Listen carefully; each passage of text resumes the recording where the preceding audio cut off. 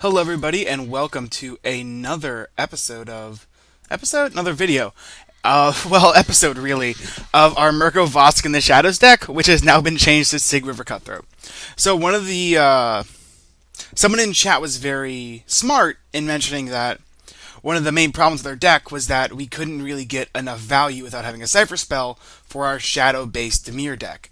Then they also mention, again, very intelligently, that the route to go might actually be Sygg River Cutthroat. So that's our general. Blue black for a 1/3 legendary Merfolk Rogue. Now, at the beginning of each end step, if an opponent lost 3 or more life this turn, we get to draw a card, which is frankly awesome. Now, what that's going to do for our deck is, well, we're playing a Dimir in the Shadows deck. What I mean by that is it's utilizing the Shadow ability, mostly from Tempest, with the Cypher mechanic from Return to Ravnica. Cypher is amazing is strong. It's a very good mechanic where you get to cast a spell, then put it onto a creature, encoding it on the creature. It's really weird to do air quotes without someone seeing them. Encoding it on the creature. And then using that encoded creature whenever it deals combat damage to draw a card, or to make them discard a card, or to make a copy of another permanent, which is really awesome. So that's basically going to be our game plan, is to kind of needle our opponents down, using Sygg to also draw some cards while doing it, and hopefully not getting outmanned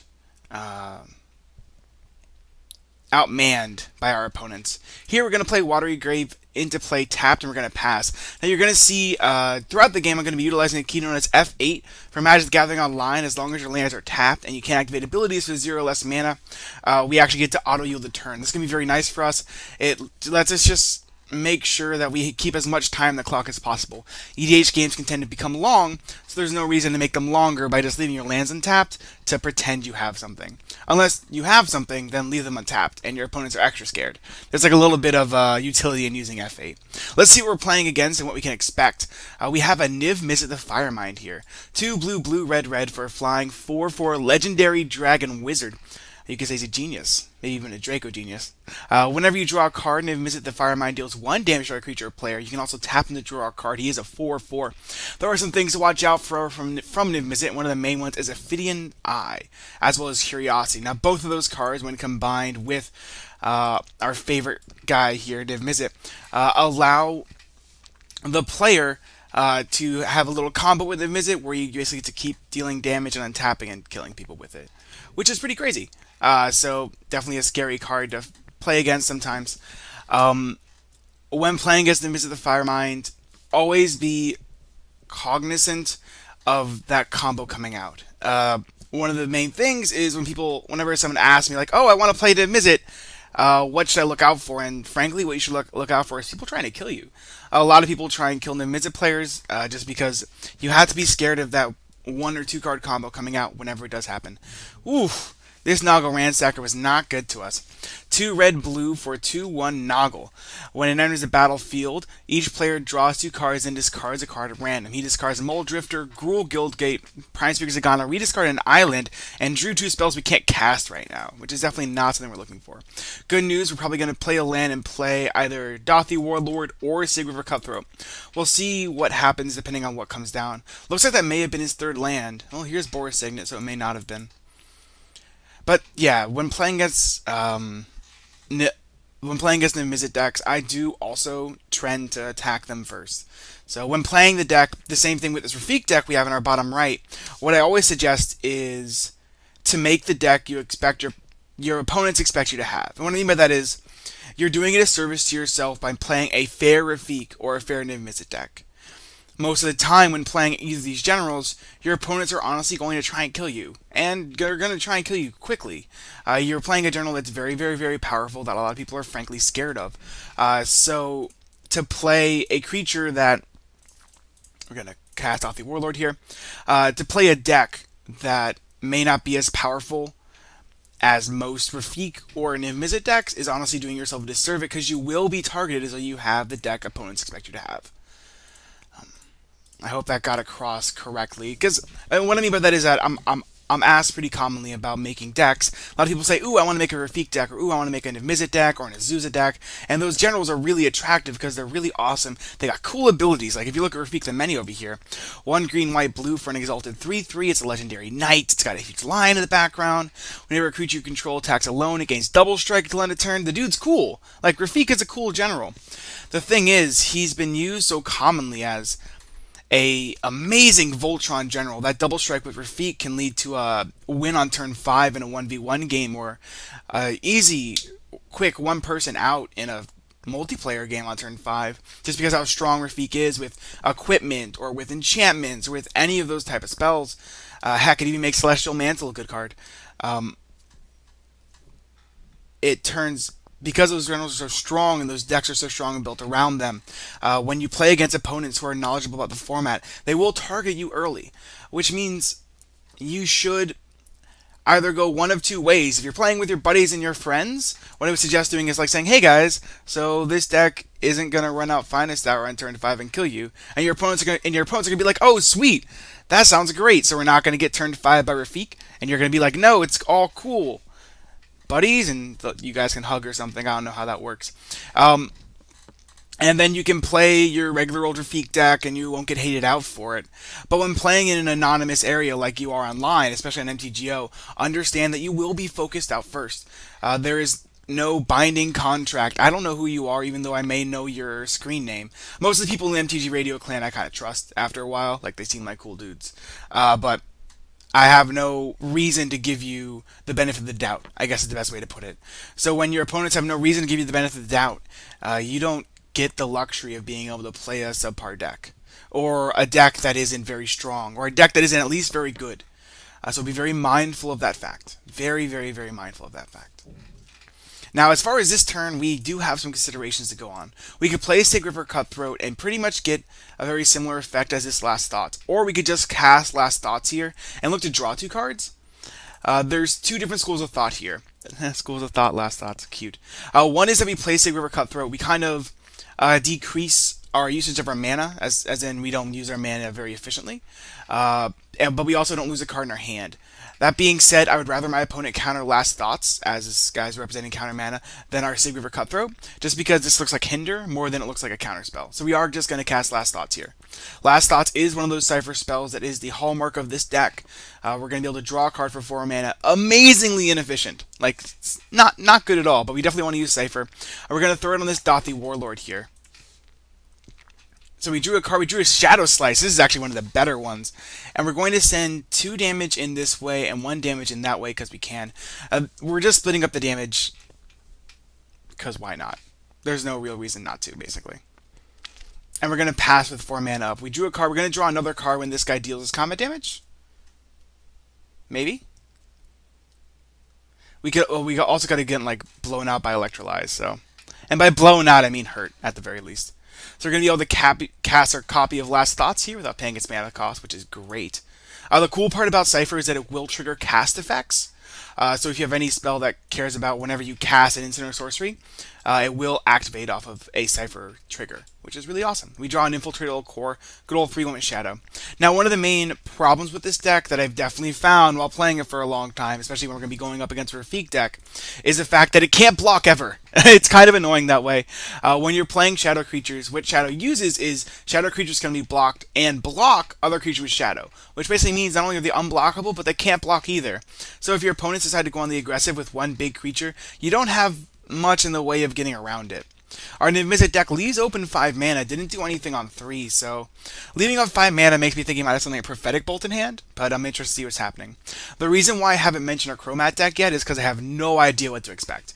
We already see 2 Guildgates coming down, so this may actually be a either land-based Chromat deck or a Maze's End-based End-based Chromat deck. So Chromat, for 1 blue, black, red, and green is a 5/5 legendary illusion.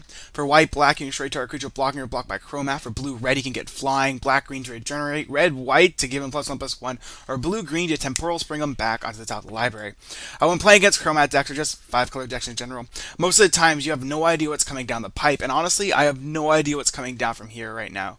Looking at the cards in play, this could be a very good deck. I have no qualms in playing against it. How about that? I'm excited to see what happens. We have a lot of open mana here, but we're not really hurting our opponents, which can be, again, one of the problems with our decks, with this deck. One of the things they're trying to find was basically a Howl from Beyond-esque equipment. And what I mean by that is Howl from the Beyond is a really cool black instant where a creature gets +X/+O, it's X and a black, where X is the amount of mana paid for the X cost. I wish there was an equipment that did that. That'd be awesome. There's Demon Spine Whip, but that's black-red, and we can't play it in this deck. So one of our main issues, as I just kind of said, is that we do a good job of being unblockable in the early game, but we don't do enough damage in the early game to supplement our pretty bad late game. Like, our late game is pretty non-existent. Granted, if we get this Elbrus to hit, we'll be able to do some really cool things. So next turn is going to be fun. I'm excited to see what we'll be able to do. It'll be a blast! Our Rafik deck decides to cast a Hero here at the end of turn to grab 2 lands from his deck, put them into play. A Hero is one of those cards that's just really dangerous because your opponent's counters it, you're down a land and a land ramp spell. But in certain decks, it can just do the job, and that's basically what it's doing in this deck, is doing its job. Getting me some lands, that's all you can expect. This turn, we have a couple of choices. We could go for the Shadow Slice and start to really put the pain in on our opponents. But with 2 players with 5 mana open, especially at least 2 blue on each side, that just seems really dangerous. So what we're going to do is we're going to attack first.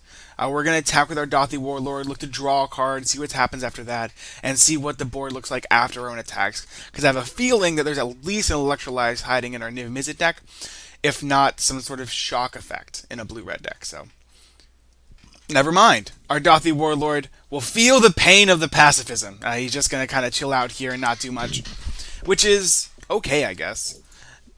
Does change what we do for this turn. We're not going to lay down the Shadow Slice or the Midnight Recovery, mostly because we can't cast a Midnight Recovery. Here, I kind of want to put down a threat like Cutthroat or Fugue. First, again, we're just going to attack. One of the things I really admire in EDH are decks that can put pressure on your opponent. And what I mean by this is one of the most important things to do when it comes to basically any format ever. Here, we're going to quickly... I'm just going to cast our Gas Lord and then pass. Gas Lord or Fugue, triple blue-black, is a 4/4, can't be blocked. Whenever it deals combat damage to a player, that player reveals their hand, you choose a card from it, that player exiles that card. Honestly, not that important for our deck, but it's a 4/4 for 5. It gets there. It'd be funny if it gets prophetic bolted like we thought. Alright, it didn't. So, speaking more about pressure in EDH game, the fact is when playing EDH, your opponent started 40. So do you, though. And by having that large starting life total, it leads to a lot of games that can kind of drag out, or it leads to most games taking a while to actually finish. What this means is that a deck that can apply early pressure can prevent your opponents from just being able to just basically go turn 3 Cultivate, turn 4 Explosive Vegetation, turn 5 Boundless Growth, and then you lose. It forces them to react to you, which is very, very, very important. Something I've learned from my years of playing mono red decks is that pressure is incredibly important, and even important when it comes to EDH, which is one of the reasons why I play so many aggressive decks. You've definitely seen them on the channel before. Aggressive decks are something I really do love when it comes to EDH. Number one, because they're vastly underrepresented, and number two, it's because of the pressure they can apply on the opponent. I think it's super, super, super important whenever it comes to a board state. And one of the things that I think this deck really lacks. Our creatures are 1/2s, 2/1s. I think our biggest shadow creature is the 3/1 in our hand. This deck definitely needs a way to apply earlier pressure. And it's something I need to look into for this build. I still love this deck. I think I just love the interaction of Shadow and Cypher. I absolutely love it. But it is something that needs to be worked on. Speaking of worked over, we got a Chromat with my favorite, Cloud of the Dominus. I have one of my favorite modern decks uses this combination of cards. Well, not the Chromat, but the Cloud of the Dominus. Cloud of the Dominus gives the enchanted creature Shroud and Haste. Shroud if it's blue, Haste if it's red. The only problem with this is that if he has other enchantments, which is the thing you learn with Cloud of the Dominus, you can't actually equip them. Good news is he can still use all those abilities. So he's got a Shroudy, Hasty 7/7. Let's see where he goes. On the current board state, I would probably either attack us or him. Our bottom right player has Zephyr Charge out and recently discarded a Woodborn Behemoth. Not that either of those cards are inherently bad, just that the card quality in the deck may not be rivaling that of the Niv Mizzet deck with stuff like Mold Drifter or ours with a Gas Lord or Fugue. That being said, yeah, he's going to attack the Niv Mizzet player. There's just too much of a possibility of this deck killing you, just out of nowhere. Good news is we're going to attack him, exile a card from his hand, and see what comes from it.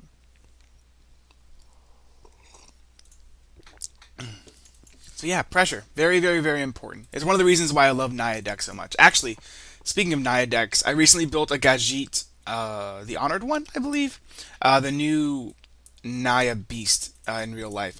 Really been liking it. It's a very aggressive deck. Again, it applies that early pressure so that your opponents can't just dirtle around and then play like a huge Genesis wave. One of the things that I've really been seeing as being lacking in the current format. That's a Defense of the Heart. Alright, so Tie My Lips. This card is awesome. 3 and a green for a rare enchantment. At the beginning of your upkeep, if an opponent controls 3 or more creatures, sacrifice Defense of the Heart, search your library for up to 2 creature cards, and put those cards onto the battlefield. Then, shuffle your library. Yeah, that's a card I'm worried about. Can't do anything about it, but in that case, I'm just going to make sure we don't get one-shotted. We're going to send the Gaswater Fugue into our Niv-Mizzet deck just to see what's going around in there. Let's see what's going on. What would actually be the best thing for him to do is when he draws a card is to kill this Dothi Warlord. That way Defense of the Heart doesn't go off this turn. I hope he understands that. Also good for us because we get to start using our Midnight Recovery. Alright, so we're going to look at what's inside of this guy's hand. What you got, baby? Mind over Matter are also incredibly good in this deck. Oh, wow. Oh, wow. Okay. So, we have a lot of really great cards here. We're probably going to end up exiling Cyclonic Rift, if anything else, but we have to keep the other ones in mind. Wheel of Fortune off of Niv-Mizzet deals 7 damage. Recurring Insight also deals, right now, 6 damage. 7 in total with the current draw from Niv-Mizzet. Cackling Counterpart gives you a copy of a creature. Not that important. Actually, a little bit of a better card nowadays with the new Legendary rule, because it basically saves your Legendary creature, which is pretty awesome. And Vandal Blast, not a card we actually care about. So of the cards in here, I'm really feeling getting rid of Cyclonic Rift. I think this is the card I'm the most scared of, even though Wheel of Fortune just seems amazing. But Cyclonic Rift, it may actually just be Wheel of Fortune, to be perfectly honest. Or possibly Recurring Insight. You know what? I think we might just get rid of Recurring Insight. I personally don't care about our opponent bouncing our spells. And what I mean by that is, our Niv-Mizzet deck bouncing our entire hand into our entire board back into our hand. It's a low cost board. I don't mind. It's more important in the late game, where it can kind of get away a bunch of blockers. But I really feel like I don't want to take 7 damage and letting this guy get a new hand. Oh, man, this is awfully close. I'd love to hear what you guys think is the correct call, because I have no idea. For the current board state, in which we have... I mean, he can kill our entire board with either Recurring Insight or Wheel of Fortune. I'm honestly more scared of Recurring Insight. I think this card is a card that can just kill the entire board. Just from the second draw alone. We don't have any way to interact with that card either. Yeah, we're getting rid of Recurring Insight. Yeah.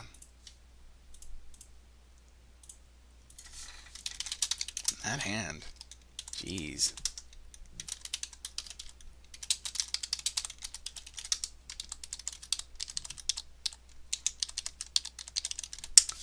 I'm literally laying down the Cyclonic Rift warning. And what I mean by that is, I don't believe the entire hand was revealed to everybody.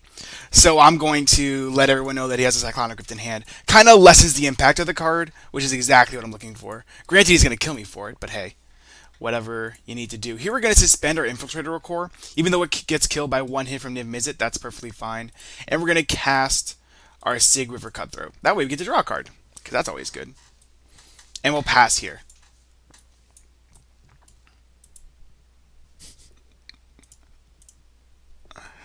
So we'll draw a card at the end step due to Sygg River Cutthroat activating.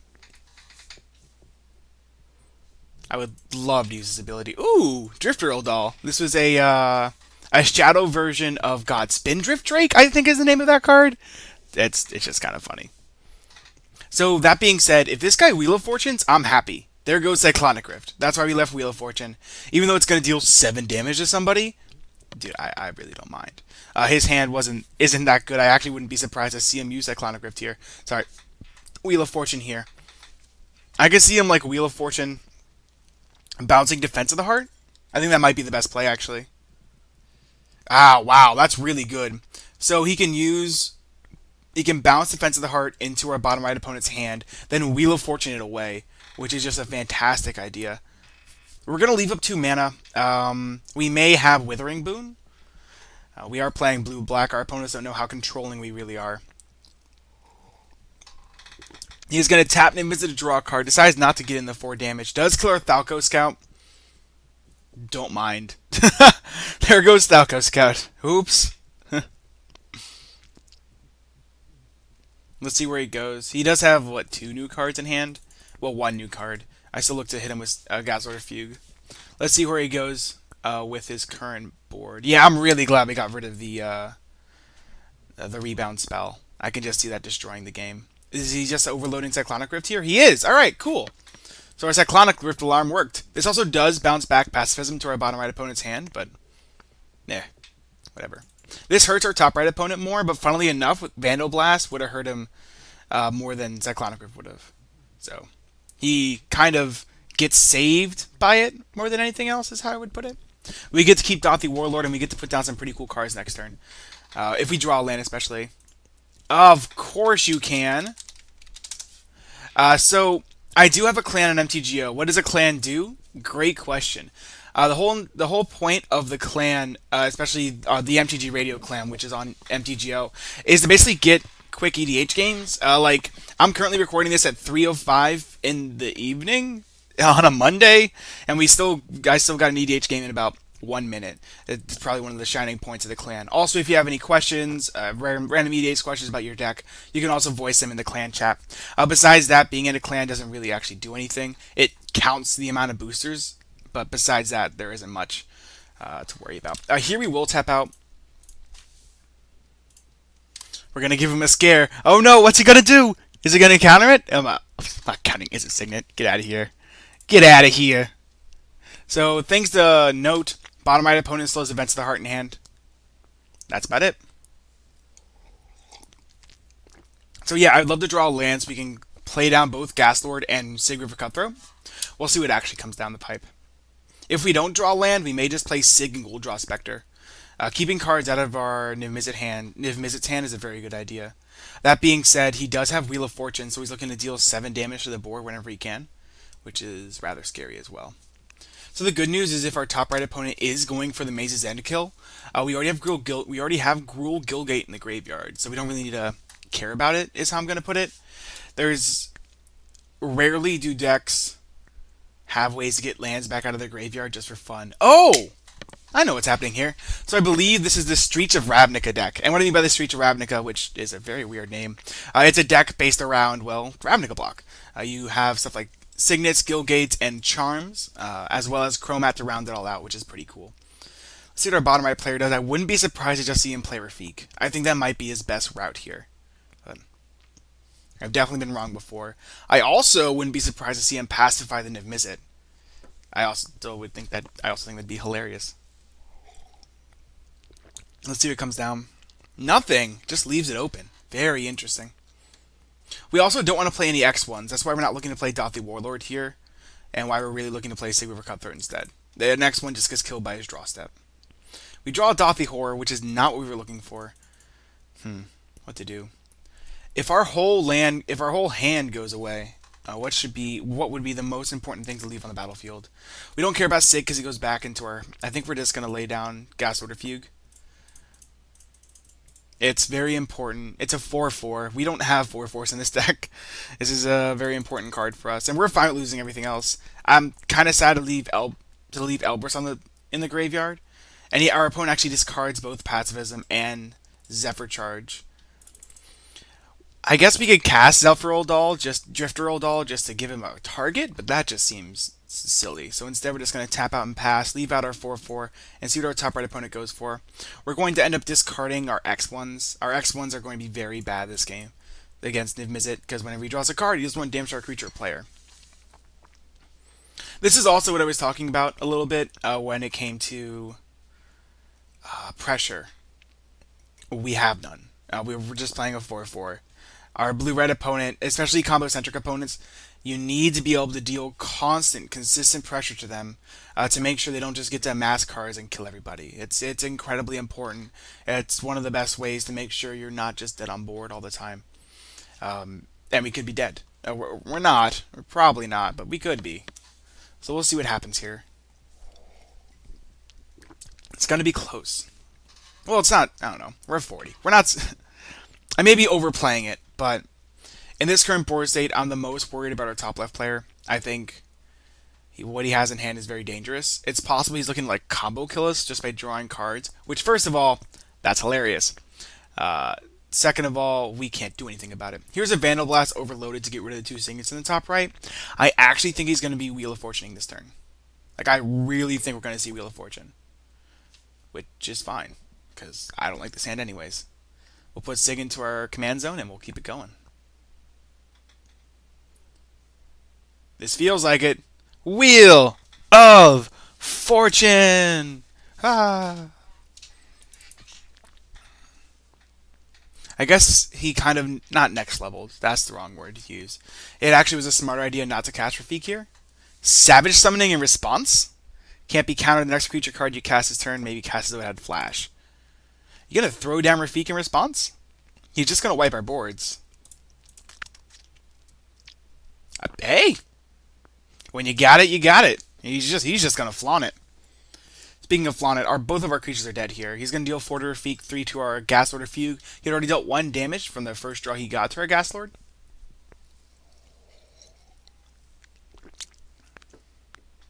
We discard our hands. I have to choose whether or not to put this into my command zone. I will do so.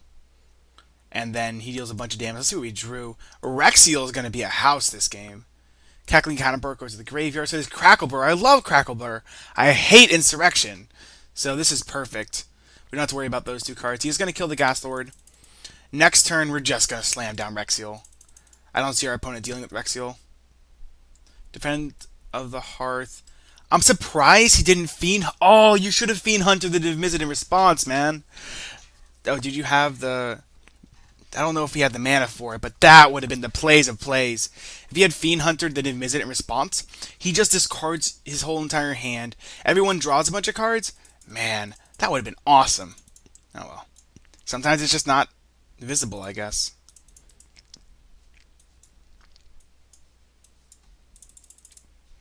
That's okay. What else got killed? Kasali Primate. What are you doing? Are you the Streets of Ravnica deck? You are. Warp World goes away, and the world wept. And the world wept. Wept. Wait, wept? Wait, no, wept. The world wept. Oh my gosh. Wept is not a word. Sounds like a weird onomatopoeia. We didn't really lose much. We lost some Cypher spells, but I like our new hand better. Mostly just because it has lands in it. Next turn, we're just going to slam down Rexiel and look to see if we can get there with it. And by get there with it, I mean pillage this guy's graveyard. Also, as you notice, everyone is playing islands and swamps. Although I don't think this guy has a non-basic in play yet. No, he doesn't. We're going to take 4 damage from Div Mizzet, and we're perfectly fine. Our Chromat deck's going to get the first swing at a new hand, which is perfect for him. We also get... Oh! Infiltrator Core comes down this turn, which is great. We can actually boot this guy up with Thassa's Emissary if we want to go hard. Hopefully we draw a card that's just a little bit better.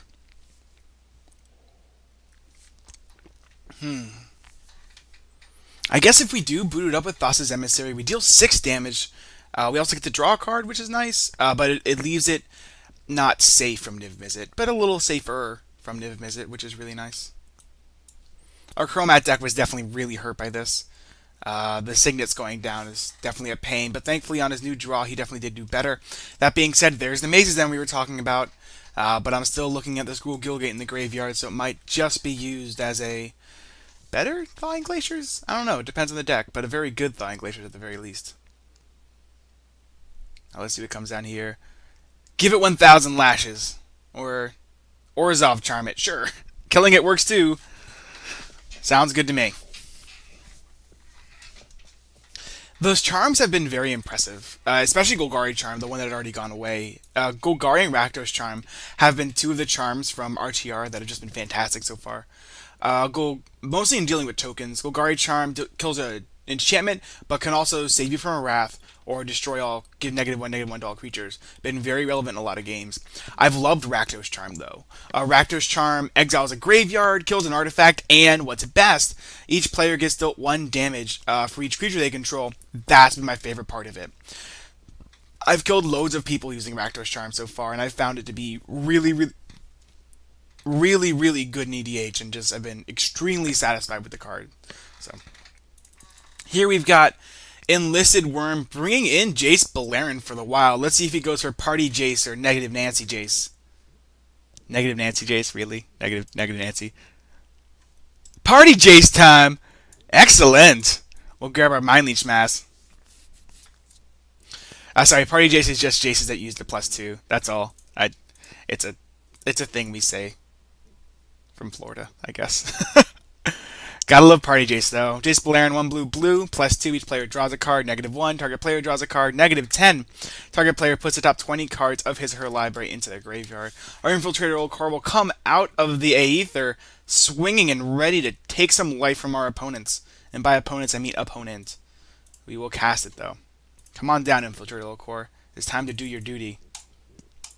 Speaking of, what are we going to do this turn? We actually have two choices. We can play Mind Leech Mass or Rexiel, or again, boot up Infiltrator Core. There's a lot of different choices. We have 7 mana. Each of those takes up our whole entire turn, so which is better for our future? I guess is the best way to put it. Considering our top left opponent has a lot of cards in hand. 8, gonna have 9 during his next turn, because, you know, draw steps exist. I think I want to deal as much damage as I can as early as I can, so I want to boot up Thassa's Emissary here. Even though it's going to make us discard a card, it also saves our creature from Niv Mizzet when he comes back down and gives us a consistent Crawl Worm that can't be blocked and draws us a card, which, I don't know where you were raised, but where I'm from, that's pretty damn good. We'll draw our Thalkos Dreamer. What the hell is that card? I don't even know what this card does. What is this card? You may choose not to untap it. Whenever it deals damage to an opponent, tap a creature. Doesn't untap during its controller's untap step. Sounds great to me. You joined the crew. Speaking of crew, we're going to get rid of Dauthi Slayer, I believe. Well, next turn we can play both Rexiel and Dauthi Slayer, so I think we're not going to get rid of Dauthi Slayer. We're not going to get rid of a land. I actually kind of want to get rid of the Scythe Spectre. This is, even though it's a flying 4/4, it's not gonna make it to the next round. Let's see what our Niv Mizzet deck's going to do here. Insurrection is in his graveyard. He's playing blue-red. It's not stuck in his graveyard either. So we have to keep ourselves as far away as possible from an Insurrection just wiping the, killing the board. Killing all the players, sorry. Coffee, coffee, coffee. Can't live without it. Alright, we will tap our command tower in response. Put the Fear of God in him. Might be playing Force Spike, you never know. Could be Spell Pierce. I wonder if he's going to play around and go to his second main phase. I'm just playing with you guys. He probably isn't. Let's just kind of look at the current board after Wraths or after board altering spells. I love looking at the board just so that we can really put ourselves in the mise en scene, or at least what's actually going on here.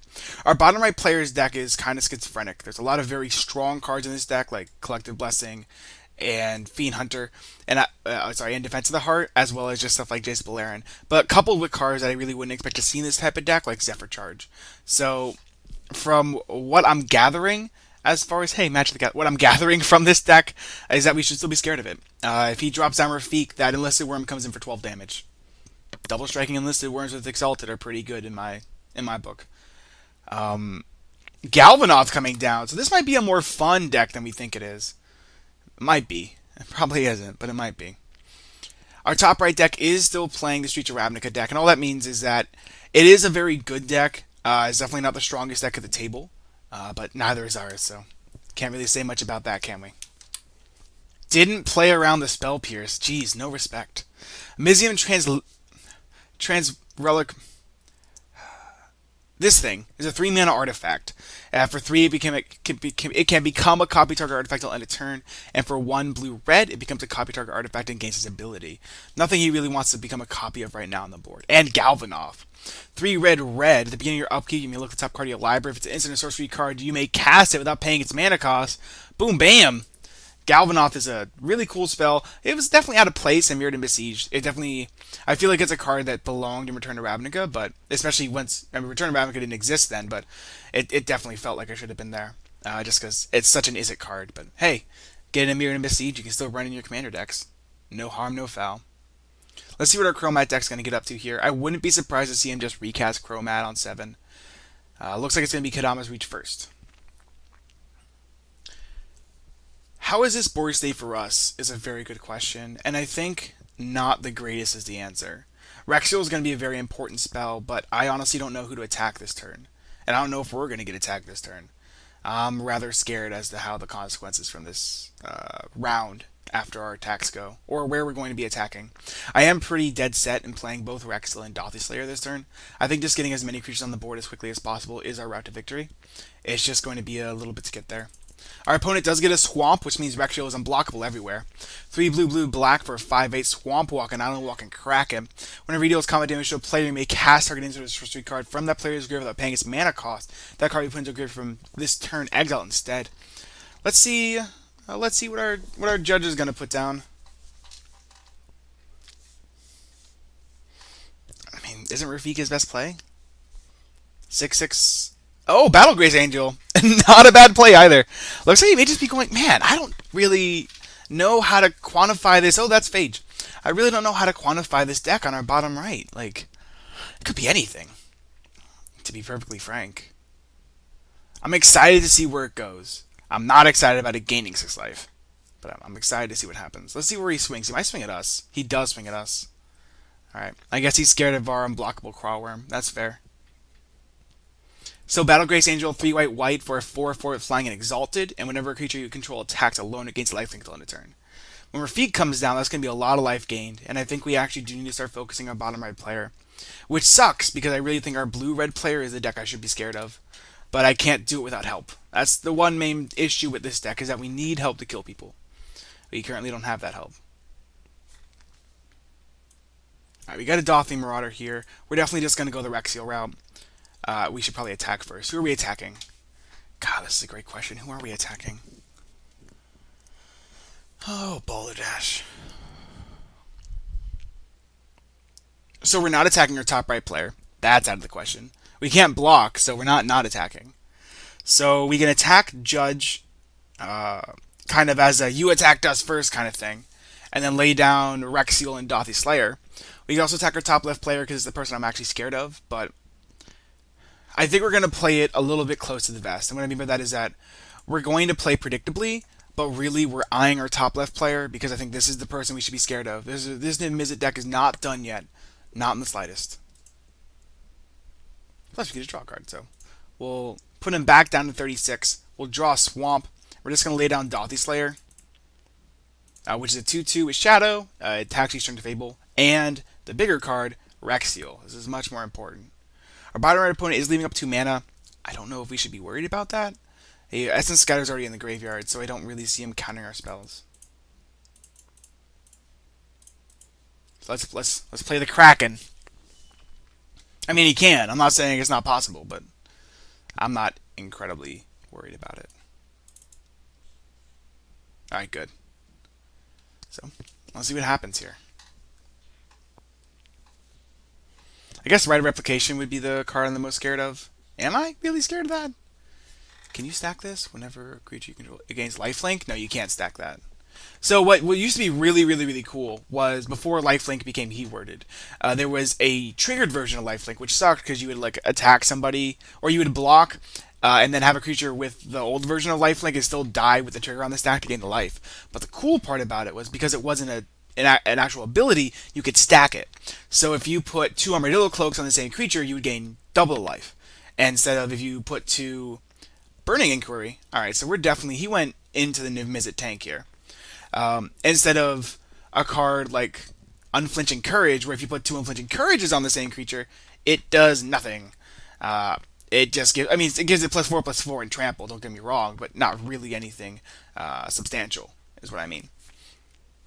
Alright, so we ended up discarding our Phage, which is dangerous in case someone decides to play Living End, and our Mind Leech Mass.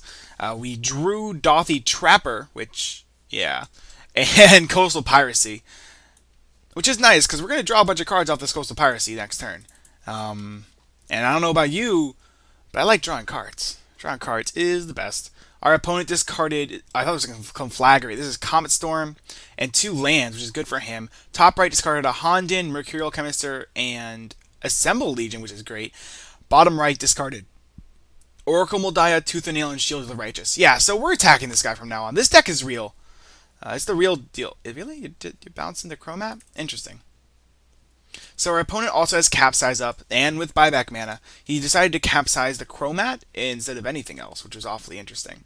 I personally would have left it up. We know our bottom right opponent's looking to use Exalted a bunch. If our opponent's looking to use Exalted, having a Capsize just ruins their entire strategy. They play Rafik, they try and attack. You just go, LOL, smiley face. You bounce to their hand, and they just... You basically Maze of Ith them every single turn, which is awesome. Let's see what he actually goes for. Looks like he still has stuff to do this turn. I don't see any... Oh, Nivik Skill Mage. Welcome to the party. Leave 1 mana open and pass.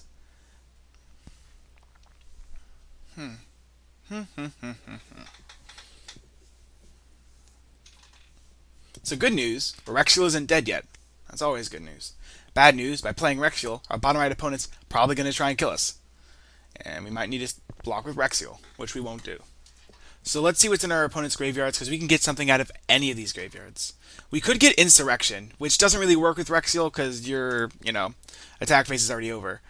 We could get Cyclonic Rift, but that only bounces a single permanent. We could get Sleep. Sleep could be the this could be the card. This could be the call.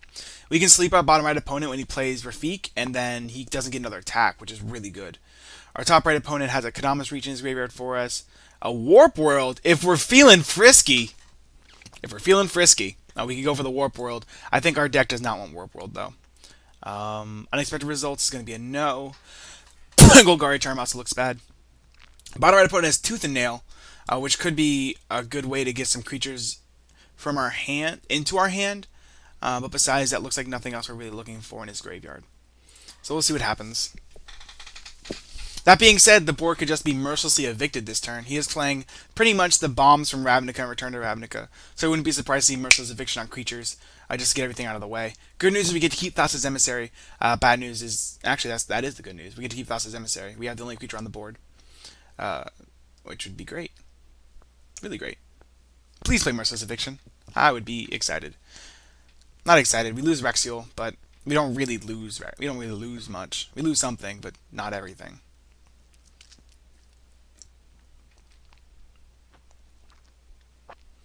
Alright, for 3, those are Orzhov colors. Is this Mortify? Is this for 4? This 1,000 lashes? Oh wow. It just keeps going up. I'm going to stop trying to call it. The fun part about this deck is knowing that most of the cards are from Ravnica, even though we're seeing Hondens in the graveyard. You can kind of guess what's coming. So like, oh, Orzhov colors, I wonder what he's going to cast out of these good cards from Orzhov that I just have racked in my mind because I played too much Magic.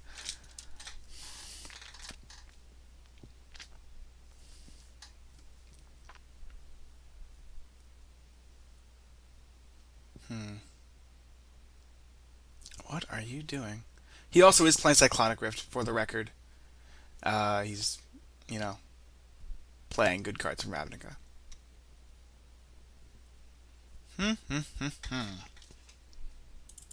Put our Sygg back here. This is our tributary, actually. Transguild Courier coming down. It is all colors at all times. They actually have a little dial now, so it doesn't read it in the card, but Transguild Courier is all colors at all times, basically. As far as I remember, right?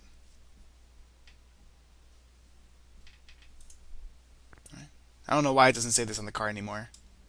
So yeah, it should get +3/+3? Right? What's going on here? Okay, good, yeah. So Transguild Courier, even though it doesn't say it on the card, is all colors at all times. It grabs itself to Edge of Divinity, which is a really awesome card for Eventide. I love this design, where if it's white, it gets Holy Strength, and if it's black, it's Unholy Strength, which is awesome. But for white-black, if you have a, card that's all colors, it's 6/6. This is pretty big. We can block it. Welcome to the Rexiel zone. 5/8 block everything.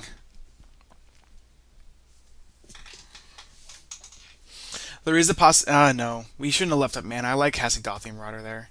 Just in case someone casts Barter in Blood, we're not just blown out by it. Although, the only person that would cast it would be the RTR deck, so maybe that's not that true. Eye of the Storm?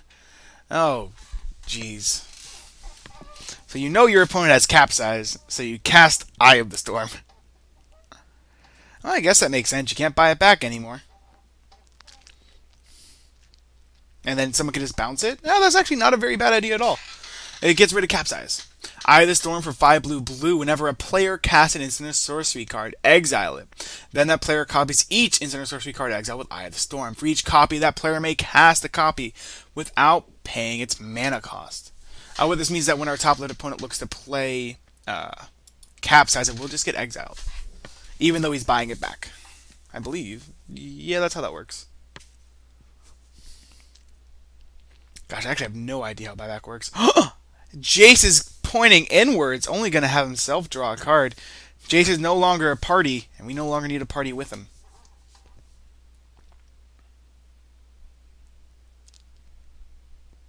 Alright, so the card we're the most scared of, probably Rafik. That turns that Battle Grace Angel into a 10/10 flying, lifelinking double striker, which is dangerous. It looks like we're not seeing Rafik here. We're going to get Divination first. And you can't cast Rafik because you only have 4 mana left. Divination goes underneath the Eye of the Storm. We're probably just going to get Golgari Charm and destroy the Eye of the Storm. Even though our top-left opponent has Capsize in hand, it's not worth dealing with Eye of the Storm. It's really not worth it. Which does mean our Rexiel does have to attack our top right player, which kind of sucks because I don't want to attack him.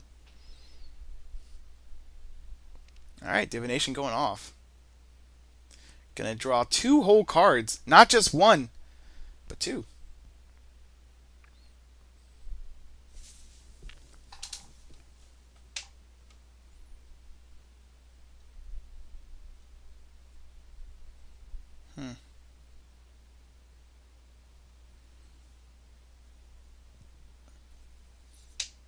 Knight of New Alara. Each other multicolored creature you control gets +1/+1 for each of its colors. That's now a 7/7 Enlisted Worm, which we can't just profitably block. We'll block with Rexiel, which sucks. So we could be taking 8 here with Enlisted Worm if he attacks us. I wonder where he does attack. He might just attack into the guy playing Eye of the Storm. That's what I'd do. And Wildfield Border Post. Apologies. One of the Border Pro cycle from Alara Reborn. You can pay 1 and return a basic land to your hand to put into play tapped, or play 3 to play as a little bit of a mana rock. It's actually a pretty cool. I really do like the Border Post. If you're low on funds for building a mana base, these are a really good option.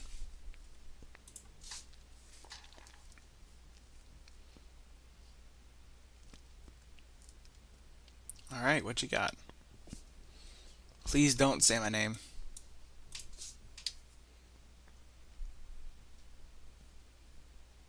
Ooh, alright, no attacks. I love it. We draw a Throat Slitter. Oh, baby. Alright, so that's perfect. The actual perfects. So how do we do this? How do we do this? Oh, jeez. We still have a 6/6 Enlisted Worm on the battlefield, which we can only block with this Shadow Mage Infiltrator. So we're not playing Coastal Piracy. I'm going to quickly put in the chat that we are thinking, so that they don't. So we're going to take a little bit of time to really hammer out this attack, because it really does matter. Our top right opponent has Capsize in hand. Our top right opponent has Eye of the Storm in play and a 6/6. Bottom right opponent is still on the Exalted Train, and I want to kill that Battle Grace Angel with Throat Slitter. So we're going to bring back Dauthi Slayer with our Throat Slitter here. Deals combat damage to a player destroyed that player controls. Dauthi Slayer has to attack our bottom right player. Okay. What's Rexiel going to get here? He can attack all 3 players to get a card from its graveyard. An instant or sorcery, and cast it. Is there anything we need to cast from this guy's graveyard? We could Cackling Counterpart, putting a copy of none of these into play. That's a bad idea. We could sleep. I still like the sleep plan. Sleep on this guy really does hinder his entire progression. In fact, we may just sleep and use Throat Slayer to kill the Nivix Guildmage. That's actually a very good idea. That being said, we are going to hit him with Rexiel, so come see, come saw. I do like the sleep plan, so we are going to put this guy to sleep. We're still going to attack him with Dauthi Slayer as well. So where's this Infiltrator Core going? Once again, with Infiltrator Core, you got to use it. With Shadow Creatures, you have to attack with them. They're not blocking. It's just a fact of life. So we're definitely going to send this guy this way. We're going to grab the sleep. We're going to put his creatures to sleep. We're going to also send Dauthi Slayer this way to get rid of the Battle Grace Angel, to get rid of Exalted Shenanigans that really hurt. So where's the Infiltrator Core going? You're at 28. You're going to be taking 5 to go to 23. You're at 36. You're taking 2 to go to 34. The question is if we want to send the Infiltrator Core at our top right opponent, bottom right opponent, or top left opponent, you know, attacking anyone. That being said, we're not doing anything before attacker, so we're going to go to attacks right now. We know that's going that way. We know this is going this way. Where is the Infiltrator Core going? I don't care about this Jace Balerion. I really don't care about it. The fact is, the reason why I like doing it as a party Jace is because it makes your opponents not want to attack you as much. I honestly think I want to get rid of this Eye of the Storm. One of the best ways to do it may be trying to kill him. But that being said, he's kind of an ally right now and not something we really want to screw with. So I am very concerned about our top left player who's going to be capsizing, but this gets rid of capsize. This is such a weird set of plays. You're already taking 5. I think we're going to send this at Judge as well. Yeah, we're going to send this at Judge as well. I'm scared of the Rafik deck. That's basically what it boils down to.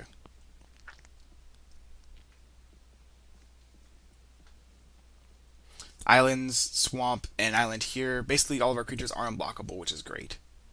I've also liked how Thoughts' Emissary has been so far. It's been surprisingly great. We could Insurrect again. Well, yeah, Insurrection doesn't do anything. My bad. I gotta stop saying that. We're gonna grab this Sleep from our opponent's graveyard. We're gonna draw a card with the Thoughts' Emissary. Ooh, we forgot to Throat Slitter. Jeez, that's so bad. All right, well, at least we're gonna be sleeping. That's good.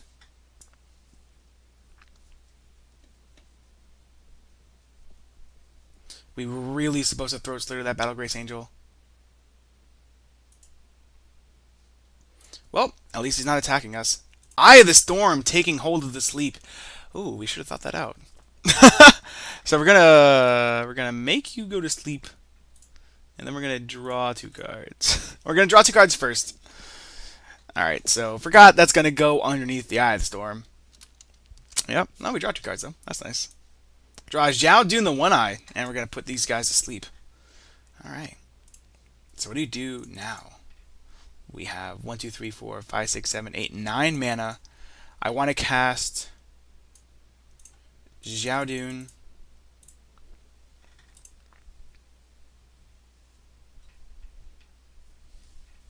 We're not worried about a backswing. All of his creatures are tapped and they don't untap, which means we have a chance to use Thalco's Dream Sower. That way that our opponents... Oh god, this art. What the hell is going on? Ugh, Tempest, come on now. We could also just cast our Sygg, draw another card. I don't know how important that is. It's probably not that important. If we had like an instant or sorcery spell to play, we could also sleep again, which is pretty cool.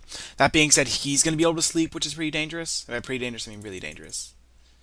So let's go with... We can also return a black spell to our hand. This is going to be an interesting set of turns. I think it's Dream Sower time. Keeping a card like Transguild Courier tapped is going to be very important. And it's not like our opponents can block him. It's better than Dothy Marauder at the very least, and Dothy Trapper. It's a question if we need another blocker. The only reason we need a blocker is if something on this side becomes untapped or gets haste. But we have Zhao Dun in that situation. Yeah, Dream Sower is a call here. It's like a Somna 4, but with Shroud. But with Shadow, which is great. We're going to end up discarding this Dothy Trapper. This is a card that we should probably take out of the deck just because of how horrible it is.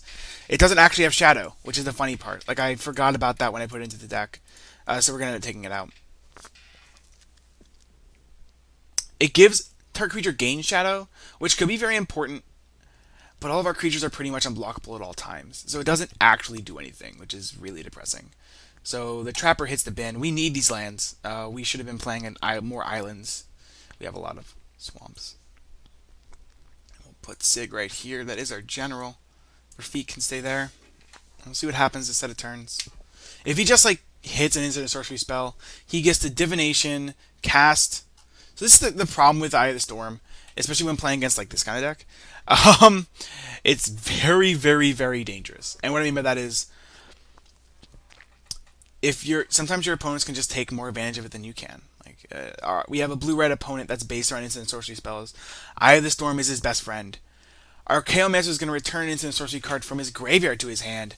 Speaking of dangerous, this is just get Insurrection and wreck the game. By wreck the game, I mean end the game. He's probably grabbing Insurrection. Targeting Wheel of Fortune. Oh no, I'm gonna get milled out, aren't I? Oh, this is bad. This is super bad. So now that Sleep is under that Eye of the Storm, everyone's creatures are just tapped forever. That's basically what I'm looking at. We also get to discard our hand. We miss out on Throat Slitter, which is a card that, gosh darn it, I wish we had cast. That really sucks. What we could have done that turn is instead of the Dream Sower, we could have played Throat Slitter and the Dothy Trapper. That way we could have given the Throat Slitter consistent Shroud every single turn. Sorry, not Shroud, Shadow, and being able to just kill important cards off the battlefield. But hey, sometimes you mess up. Did our opponent not cast his spells? Oh wow, he forgot to cast his spells. That's perfect. So we don't get double Wheel of Fortune or anything like that. He does cast Capsize here. So Capsize is officially under the Eye of the Storm. Good news, if you get rid of the Eye of the Storm, all those cards go away. Bad news is that all these cards are going to be cast, though. I wouldn't be surprised to see Capsize bounce a Transgo Courier, us getting slept, and then Wheel of Fortune going off. The reason why I think it's going to be those cards is bouncing the Transgo Courier means you're not worried about what your top right opponent does. Sleeping us means we're not attacking you again, so it seems like the best route to go. Let's see if he agrees. Capsize does hit the Transgo Courier. Alright. Sometimes you're right. We do get slept on. We draw some great spells, especially this Lightning Greaves. Alright, so if you Lightning Greaves, get back Phage, we can kill somebody. Good. That's what we'll do. Well, not right now, but that's the objective at least.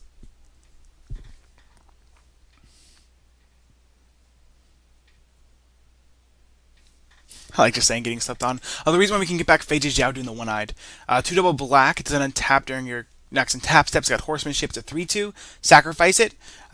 Return target black card from your graveyard to your hand. Activate this only during your turn before attackers are declared. Very important. We're going to get hit by the Nivix Guildmage and Galvanoth, which is an interesting choice because I definitely would have swung this way. Our opponent discards Argentum Armor and a handful of lands and Meosion of Life's Web, which is definitely an interesting hand. Top right gets rid of Razia and Mizzet. He has full 8. Bottom right gets rid of stuff. We got rid of spells as well. Sorry, stuff, I mean Delirium Primordial, Galvanic Alchemist, Hinder. So, oh wow, that came out very weird from my throat. Possibility Storm just wrecking any semblance this game had to being a game. Also might mill everybody up. Yeah, so we're going to cast an instant sorcery as soon as we can.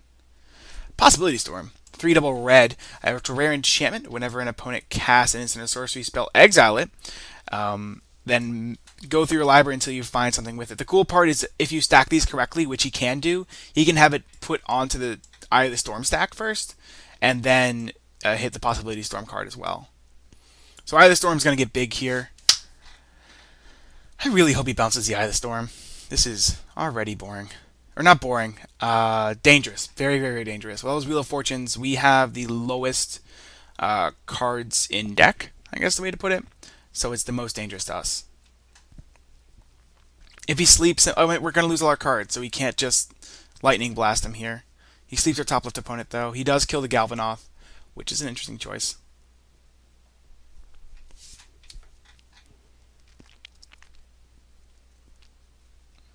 He bounces our Zhao Dun, which is very smart. Is he actually going to cast the Wheel of Fortune is the question. He is going to cast the Wheel of Fortune. Is it a May? It is a May. So you can stop this madness if you want. He decided not to. His own Lightning Greaves goes to the bin, so there's a Blasphemous Act and a other spell. He reveals all the way to a War Leader's Helix with the Possibility Storm here.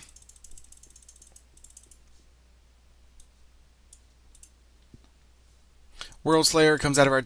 World Slayer? Oh, jeez. Guardians of Akrasa, Jin of Wishes, and a bunch of lands as well. We definitely dropped that Lightning Greaves was going to be a key card. That being said, with Possibility Storm out, doesn't even matter, which is kind of hilarious. War Leader's Helix is going to hit the Infiltrator Core, Gonna actually get triggered under the Eye of the Storm, so you get to reselect those targets, sir.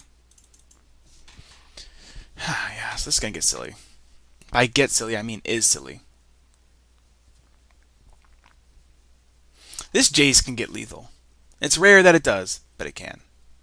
The good news is if he keeps casting Divination, he's gonna get killed by Wheel of Fortunes first.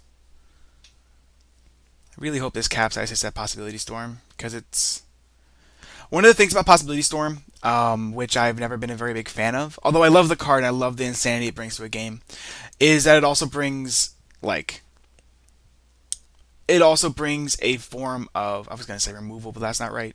It also brings a form of Shroud. Basically, you don't get to make targets anymore, which is kind of annoying. Did you bounce the Thassa's Emissary? You bounce the Thassa's Emissary, killing the Infiltrator Core. Alright. We draw Notion Thief, which is going to be hilarious and kill us if we ever cast it. Falco Seer and Falco Scout. Thassa's Emissary bounce back to our hand. Sleep comes back down. Alright. 39 cards left in library. I'm going to stop doing a graveyard count if that's okay. I just don't see it being incredibly relevant. Well, it will be very relevant, don't get me wrong, if we ever get to untap with this Rexiel. But right now it isn't.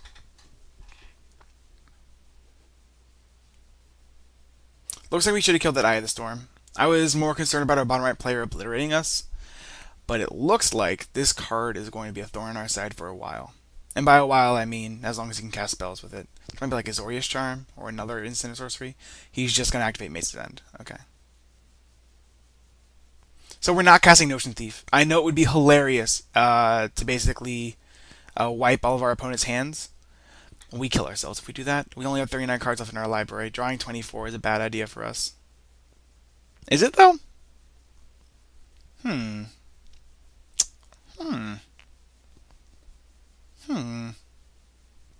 We'll see. We will. Oh, we don't have a way to cast an instant. Oh, yeah. Call the Nightwing. Activates Eye of the Storm.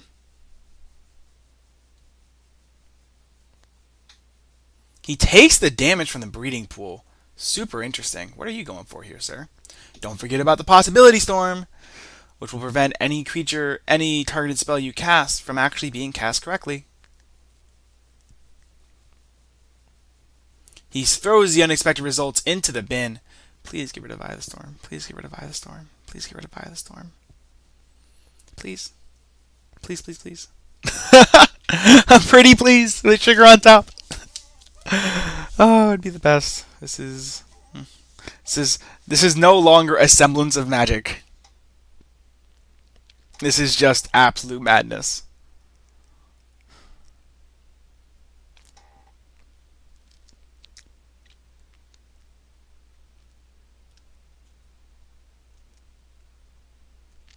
Well, the good news is we are the player with the most cards in deck is actually the red-blue deck, which is kind of hilarious. Sorry, I was supposed to talk about good news, right? If our top left opponent ever gets a cast and admits that the game's over, that's still not good news, is it? I guess we're sleeping, my guys. Yeah, it doesn't really matter right now. You can't stack sleeps. He's gonna putrefy the Rexiel, which makes a lot of sense. I was surprised that wasn't the first one to get hit, to be honest. Unexpected results. You're not going to get rid of the Eye of the Storm? He's not going to get rid of the Eye of the Storm. But he's also not going to cast Wheel of Fortune. Oh, please. You're capsizing the Dauthi Slayer? Do you not know what this card does? Well, you obviously do. You're using it. He's going to... So he's wiping our board anyways, looks like. Alright, but we're going to get a new hand, so hey. Could be worse. He casts Yeva in response. Yeva's going to become something totally different. It's going to become a Banisher Priest. Interesting card, actually. Very good card in that deck. Gets rid of a problematic blocker, lets Rafik straight through. Can get rid of a Wall of Reference, a Wall of Nets, Wall of Reference, Wall of Reference, a Wall of Nets. Make sure Rafik actually hits your opponent. Great card. For that situation. It's going to come on down. Looks like it's our job to get rid of this Eye of the Storm if we get the possibility to. Hopefully we draw an instant sorcery spell. The first thing you get rid of is Eye of the Storm. I'm just done with it, I guess is the way to put it.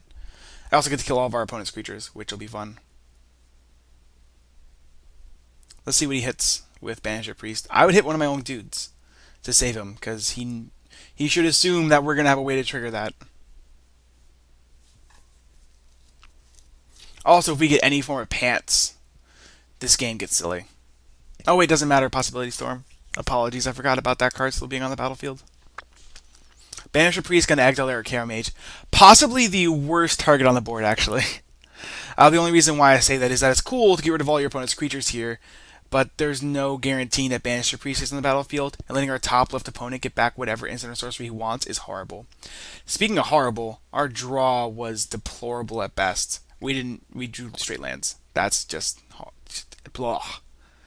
Alright. Gets Cathedral War into play off the unexpected results. We're going to end up Bajuka-bogging our top left player. That's just what it comes down to. At least Possibility Storm gets us to find us something besides Dauthi Slayer and Dimir Signet. Let's see if there's anything in our graveyard we can actually hit. Utilize, I mean. Not really hit, per se. Not much. Yeah, not anything, actually.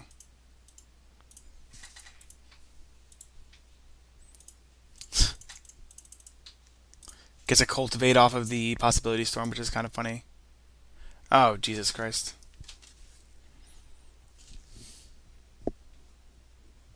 Which also activates out of the Storm again. So let's see what's in our opponent's graveyards. We don't even, at least we get a better hand, right? That's nice.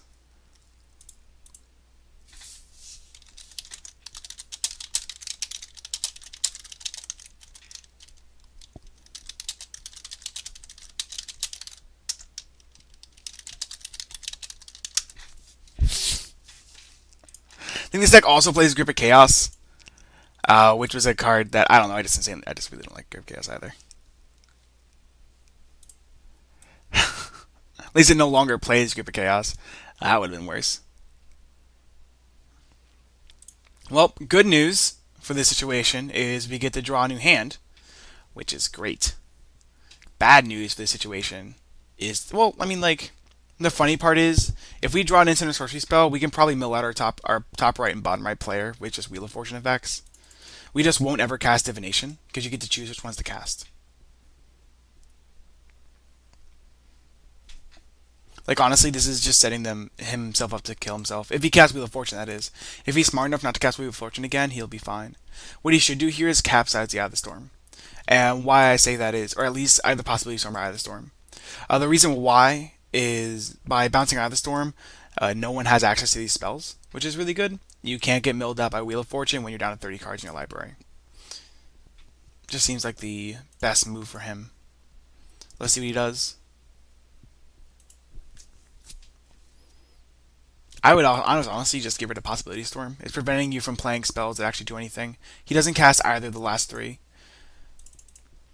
Really surprised he didn't at least bounce this. But hey, some people just need to learn. Does mean we have to keep this hand, which definitely sucks. Because we don't have an instant sorcery spell in it, of course. Sarah Avatar revealed. Am I being real here? Comes into play as a 30-30.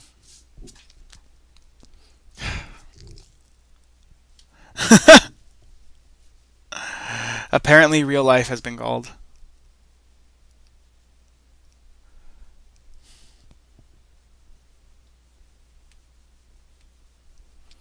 The funny part is this just leaves him so open to us having an instant sorcery spell.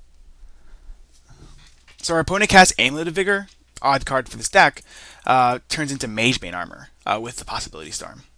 The possibilities are endless. Ooh. I don't know if you can taste the contempt in my voice for what's going on right now, but there's literal revulsion at this board state. It's crazy and it's insane and it's cute, but that's where it ends for me. Oh, he just concedes? Why? Why would you do that? What? Oh.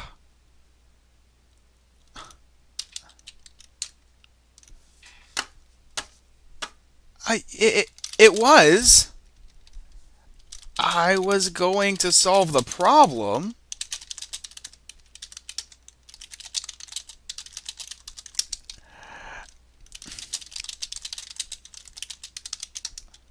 Oh, but now we're just dead. Oh, You should always let it play it out.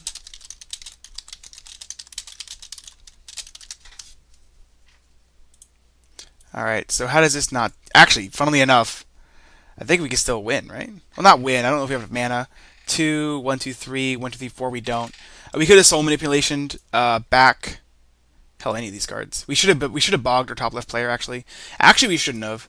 So now the only way this game ends is our top left opponent gets back his insurrection and like kills our bottom right player, or can he kill both? He can't kill both. So what we need to do is allow that to happen. How do we allow that to happen? We have to be able to kill the Banisher Priest so he gets back our Chaomancer. So how do we kill Banisher Priest with a black card in our graveyard? The game isn't over, funnily enough. It just feels over. We can't, can we? Darn it. Shoot. How do we do this? There must be a way. We don't need it. You just need a blue or black card. So if we soul manip, back Rexiel, haste for... No. That doesn't work. 1, 2, 3 for haste, 1, 2, 3 for soul manip. We can only play a 4-drop here. Do we have a 4-drop that gets us out of this?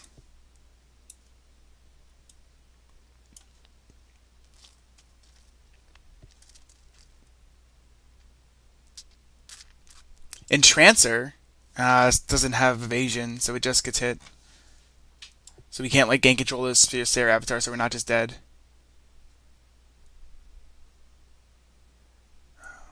Throw Slitter's at 5? No! Why are you at 5? It's the worst number now. Shadow Dune doesn't do it. Does Deceiver do it? We can. So we're going to get control of Sarah Avatar here, so we're not just dead. That's the only thing we can do this turn. We can't... I don't think we have a way to get rid of Banisher Priest. No, we don't. So Deceiver's the call. Play the boots. Play the booties! Come on down, booties. We missed you. Soul Manip, bringing back... Where's that guy? Where'd you go?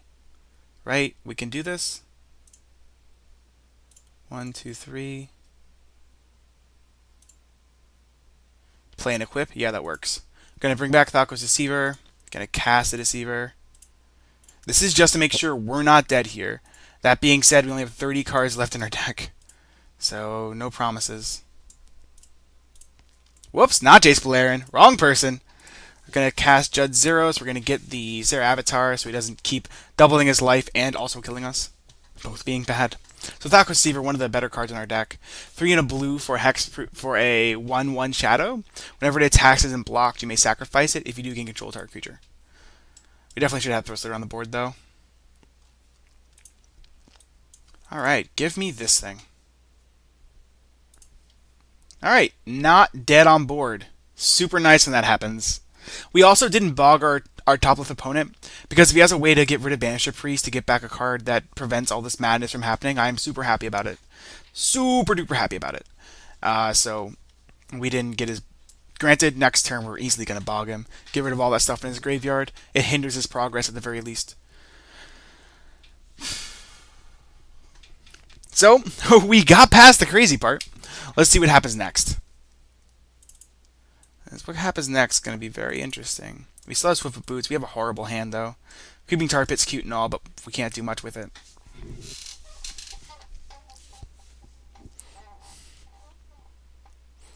Granted, we can give our now 25/25 Sarah Avatar Hexproof and Haste. How about them apples? Boom, boom. Acidic Soil deals damage to each player equals the number of lands they control. That's kind of cute. So I'm at 15, 24, and 11. Like, there's a reason you did that, right? Acidic Soil, by the way, one of those cards that if you have a Maelstrom Wanderer deck that just keeps ramping out the game and winning by it, Acidic Soil is the card to laugh in their face with. It's hilarious. They're like, all right, I'm gonna play Genesis Wave for like 25. I'm gonna Acidic Soil you. Well, not obviously at instant speed, but you know, they're just like, I Genesis Waved for 25. I have about 30 lands in play. Acidic Soil, take 30. You're dead. It's hilarious. Love seeing Acidic Soil getting played. And then for 6, let's see what we have.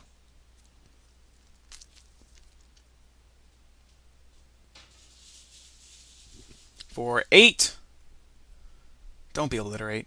Oh, just straight up Niv Mizzet? That's it? Oh, dude, you don't. So we're just dead. Balderdash. Well, we're not just dead. I mean, that acidic soil wrecked me at the very least. Wrecked him as well. Like, he's forced to block. I'm forced to block. It's not looking good for the home team here.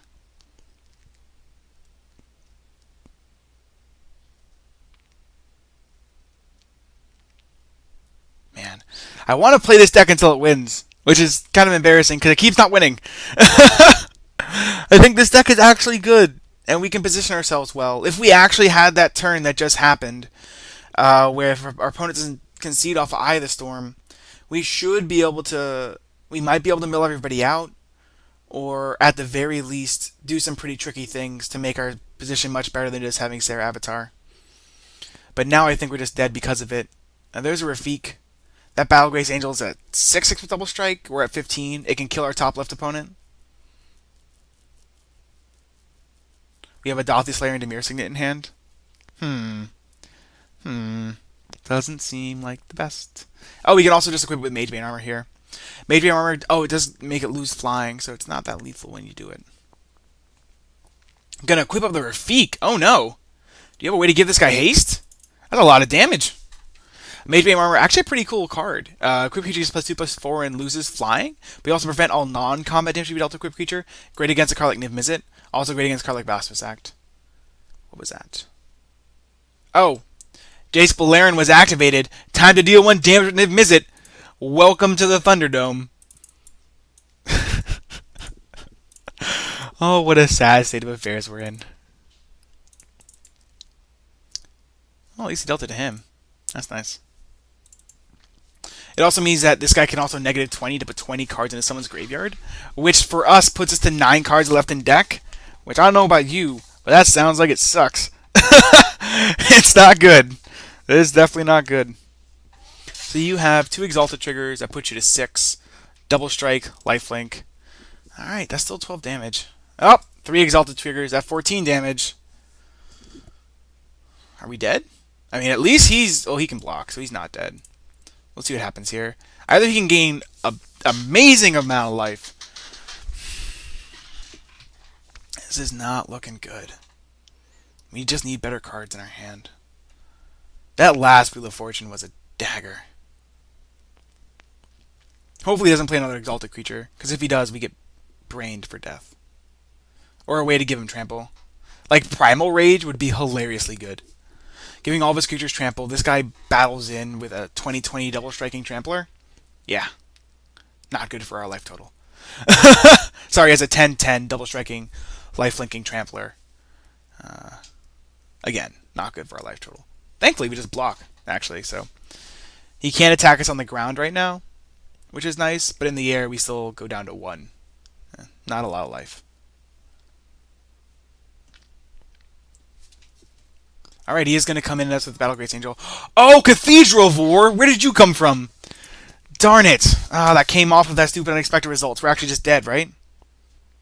1 Exalted Trigger, 2 Exalted Trigger, 3 Exalted Trigger, 4 Exalted Trigger. It's an 8/8, 16 damage. Yeah, we're just dead. Thanks to the acidic soil, bro. Looks like we don't make it out of this one alive. It's a travesty of events leading to our death here. Travesty, definitely the best word for it. Good game.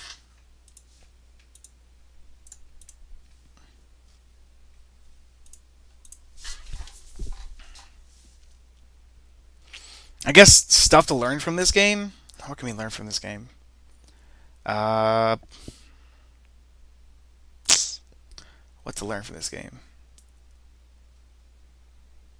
I don't know. I guess, as I mentioned before earlier, we had a distinct lack of pressure throughout the entire match. That's definitely crippled our ways to win. Definitely crippled our ways to win. Our top left player just concedes? Oh wow, so that's the end. Our top left blue-red player concedes to this board. He must have had all lands in hand or something, because that's very interesting. That's okay, though. So we did end up losing this game. I think this deck's so much better than it looks like it is. We lost. I think this is our 6th game with this deck. We've only won this game with this deck on stream, which is hilarious. We just kept getting... I feel like it was a series of unfortunate events that really made us lose that game. I do agree that we didn't have enough pressure in the early game to prevent this from happening, but I think we easily could have won that game if we had a turn with that Eye of the Storm. If we had a turn with that Eye of the Storm, we could have sculpted a very good hand, or at least a hand that wins the game there, which would have been nice. We still get to get back stuff like Phage. We get to do some really important things. Possibility Storm changes what occurs, but I think it's still very, very, very good. At least our chances of winning. We also needed our opponent not to play Acidic Soil for value, which is very interesting. Then we still get another turn. We can possibly draw a card to get out of it. Yeah, definitely a very couple of very interesting things that happened in that game. I still like this deck. I think it was good. We missed we should have Throat Slittered. If we had Throat Slitted the Battle Grace Angel like we were supposed to, we don't lose that turn. Actually, yeah, we don't lose. It keeps going. So I guess the loss is more on us than on anybody else. That being said, I don't know, I still had fun that game. I like seeing weird things happening. So even seeing that Eye of the Storm go crazy was pretty cool. I like that we were actually we were pretty dead to that Jace, funnily enough, just from milling us out. Thank you so much for tuning in. I do like this deck. The deck list is going to be posted below. If you'd like to see more videos, this channel has a lot of Commander videos. It has me talking over all of them, funnily enough. I do stream EDH on Twitch TV at twitch.tv/mtgradio. That may be coming to a close soon, though, around January 15th. So I get to go to nursing school and get to learn a bunch of stuff about helping people, which will be great. Thank you so much for tuning in. If you do want to become a part of the MTG Radio clan on MTGO, all you have to do is message me at Life and Llamas. That is my name. Where am I? Oh, here I am. That's me. If you message me at this profile account, just say, hey, I want to become a part of the MTG Radio clan. I want to be able to hop into games really easily and stuff like that. Feel free to join on in. Thank you again. Thank you so much for tuning in, and have a fantastic day.